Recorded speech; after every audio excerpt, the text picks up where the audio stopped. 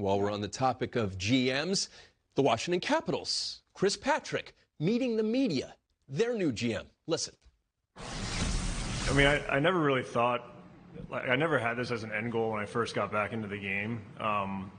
You know, I just wanted to be involved with the team. I wanted to do a good job. I wanted to try to help the Caps win the Stanley Cup. I feel like over the 10 years that Mac's been involved, I've definitely gotten to the point where I feel 100% ready to jump into it and get going. So I guess it's kind of evolved over time. My intention is to be competitive. I'm not a guy that likes losing, and I truly believe that we can transition, you know, for lack of a better term, past the Ovechkin era with a competitive team. You know, I take a step back. Chris is going to be more day-to-day with the team, with the coaches, with, you know, pretty much everything. The training staff, strength and conditioning.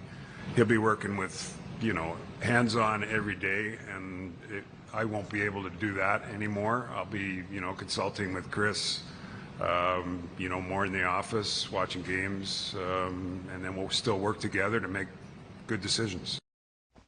I still have trouble understanding how they could go from a -37 goal differential into the playoffs. They did it.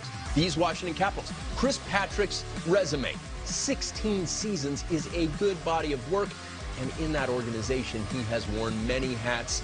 Of course, he was drafted by the Caps, 8th rounder back in 1994. Very, very interesting and exciting path to this point for him. As he takes over, it's interesting. The comings and the goings. Earlier this week, we were talking about TJ Oshie. Yeah. He was a pillar on their road to their only Stanley Cup in franchise history. Nick Backstrom, last year. Players get hurt. Things happen, and you have to adjust on the fly. What do you think of the situation he's inheriting as their GM? Yeah, it comes with its challenges, no question about it. I mean, you've got a, you know, we talk about the window often. Is the window open? Is this a championship opportunity for any organization? I think, you know, where the Caps are concerned, you know, because you've got an Ovechkin, that resonates with that fan base in the way that he does. And, by the way, there's this record we've heard about that he's chasing.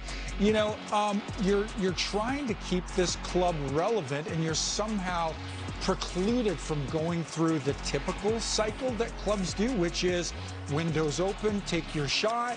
As window closes, time to retool and go on again. This is, you know, kind of adjusting in the moment to make the most of the current situation. So I think that comes with some peculiarities that not every, certainly incoming general manager ever faces. But, you know, between McClellan and Patrick, who've worked a good while together already, this is a management team that to me really seems up to the task. I played with Big Mac at an earlier stage in my career. We overlapped in Calgary. Savvy hockey guy, man of few words, but really a shrewd understanding for the game. Some fan bases will say, we're going to run it back? No more moves? Not a single Capitals fan said, are we going to do more? They did a lot. Busiest team this offseason. Names, additions, subtractions.